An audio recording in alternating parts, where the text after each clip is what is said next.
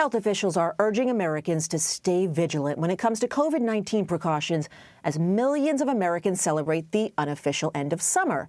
Last month, the U.S. reported more than 4 million new coronavirus cases.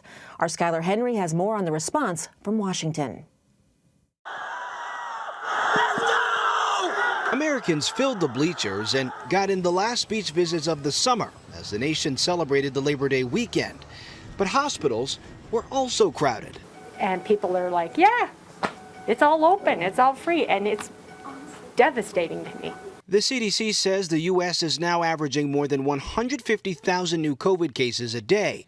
Health officials say it doesn't have to be this way. There are no vaccinated COVID critically ill patients in these units. Meanwhile, the Biden administration is preparing to begin booster shots for those who are already vaccinated. We were hoping that we would get both the candidates, both products, Moderna and Pfizer, rolled out by the week of the 20th. But now says the Moderna shot will likely not be approved in time.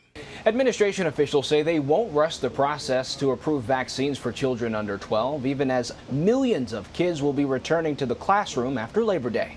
We know certainly more children are getting infected, and therefore more are getting hospitalized. In Tucson, Arizona last week, a man was arrested for trespassing after he stormed into a principal's office, upset that his son was asked to wear a mask in quarantine following a close contact with someone who tested positive for COVID. Now the principal says she's since been sent threatening emails. Remember, Tucson is a small community and you have a target on your back for enforcing unlawful orders. While in Minnesota, a group of parents are suing the state, demanding the governor issue a mask mandate in all schools in order to keep kids safe. Skyler Henry, CBS News, the White House. So for more on this, I want to bring in Dr. Mark Kline. He's the physician-in-chief and chief academic officer for Children's Hospital New Orleans. Thank you so much for being here. Let's get right to it. The New York Times reporting that the Biden administration holding off on moving forward with its plan for booster shots until federal health regulators give their support. So what do you make of that? Well, Deborah, thanks for having me on. I think the Biden administration got out a little bit ahead of the FDA and the companies on this.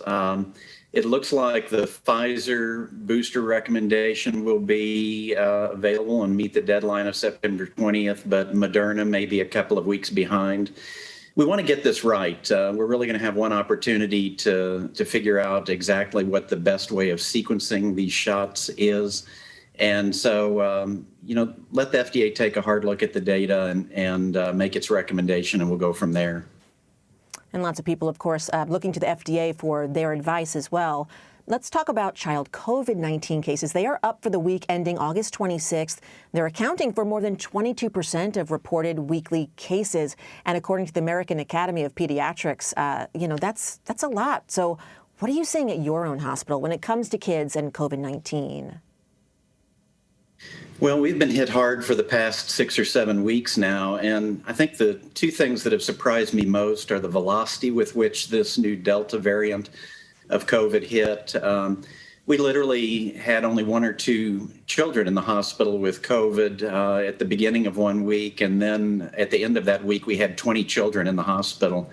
And the same sort of thing has been seen many times over at hospitals across the United States. There was more than a 5-fold increase in pediatric COVID infections seen on a daily basis over the course of just 30 days. And that means that hospitalizations are up, of course, as well.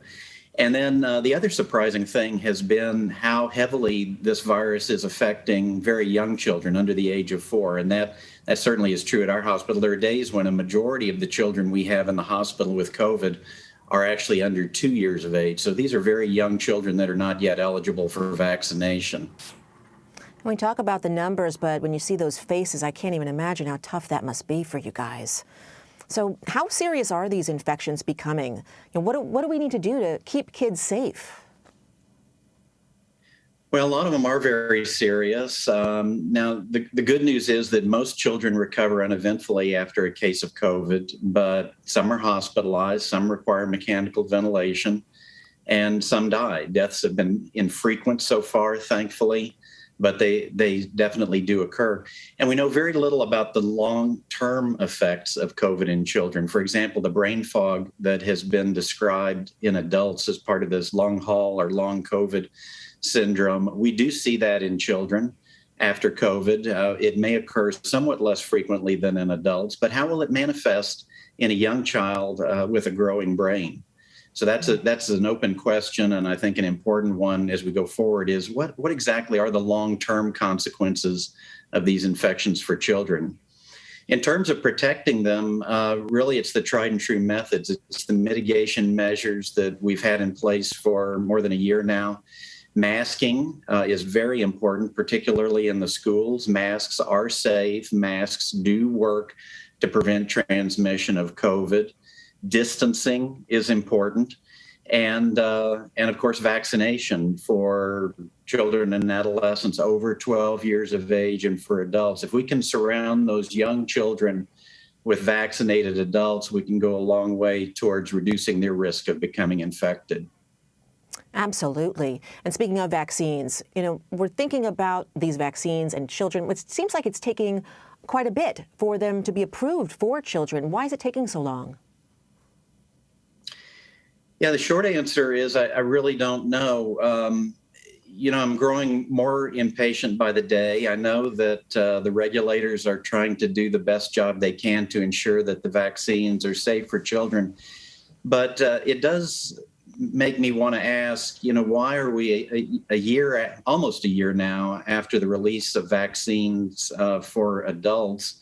Why are we still waiting for a vaccine for children under the age of 12, particularly when we have this growing surge of cases and hospitalizations? So we want to get it right again. And so I really can't fault the FDA or anyone else for working hard to make sure that the vaccines are safe and effective for young children. But we've got to make sure we cut through any bureaucracy that exists and get those vaccines out for young children as soon as possible, because right now we're losing this battle to keep young children safe from this infection, and we've just got to do better.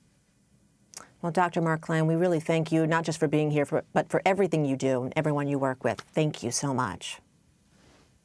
Thank you, Deborah.